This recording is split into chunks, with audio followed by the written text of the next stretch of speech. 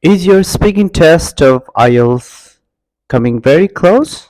And are you nervous about the test? Don't worry, this video can prove beneficial for you because in this video, I'm going to give you a bunch of strategies to overcome the test situation and so that you'll be able to get your desired band score in this speaking test. So let's begin without any further ado. The first piece of advice that I'd like to give you in your IELTS speaking test is to expand your answer. Most often, what happens is the vast majority of students do not think about the main purpose of this IELTS test. The main purpose of this test is to assess or check the level of your English language proficiency. The candidates think that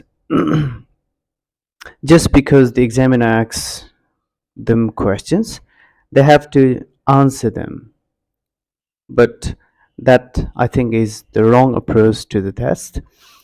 The examiner really checks whether you are willing to speak or interested in speaking English or not. So expand your answer. However, it does not mean you should speak way too much. Do not give way too much information either. Answer the question first and expand it, giving you examples from your own world, or even if you do not have real examples, you can give a made of examples. For example, if the examiner asks you, how many members are there in your family? Don't just say four, five, or don't just give one short sentence answer. For example, there are four members in my family. One way to answer this question would be to say, for example, well, I do have quite a small family which consists of four members. They are my parents, me, and I do have a younger sibling. This can be one way to answer this question.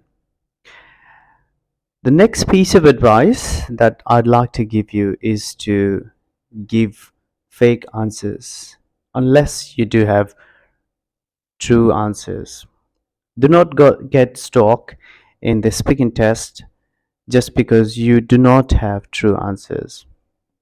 For example, if the examiner asks you the question, do you enjoy reading?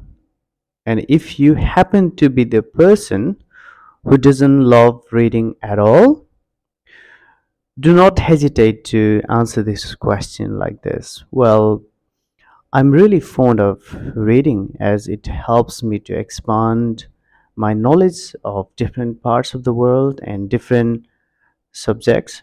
So, therefore, when I do have free time, I'd love to read different types of book, such as books that give information about geography, history.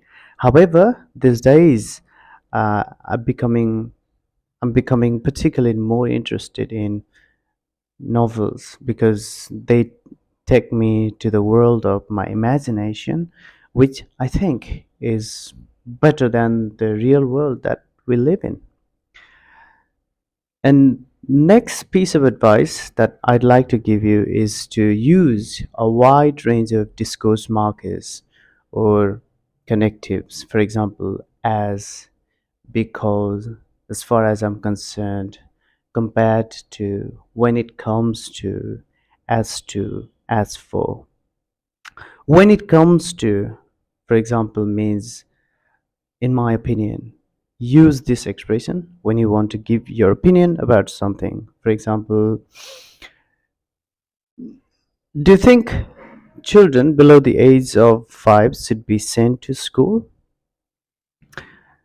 You can answer this question this way. Well, as far as I'm concerned, children below the age of 5 are not mature enough to participate in academic activities.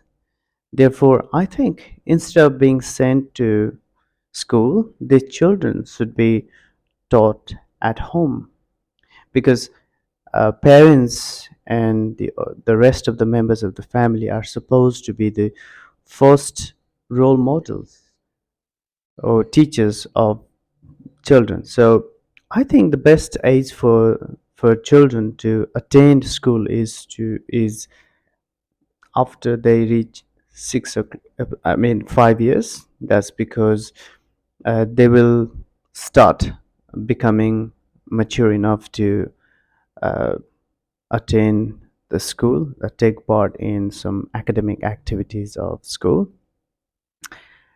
Another expression that you can use to expand your answer is compared to.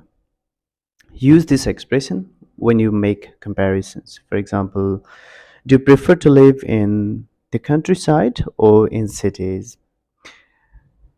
Well, compared to living in cities, living in the countryside offers you a number of benefits. Firstly, living it in the countryside is beneficial. That's because countryside is less polluted than cities.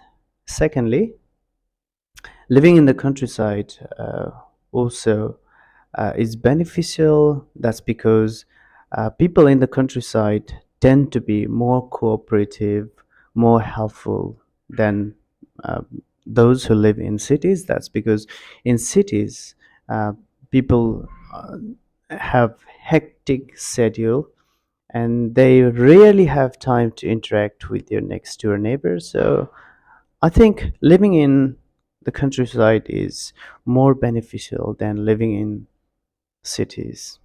Well, with this, we've come to the end of today's lesson. And if you'd like to be in touch with me and watch similar videos, please do not forget to like and comment on my videos. And don't forget to subscribe to my channel. Thank you. I look forward to seeing you very soon.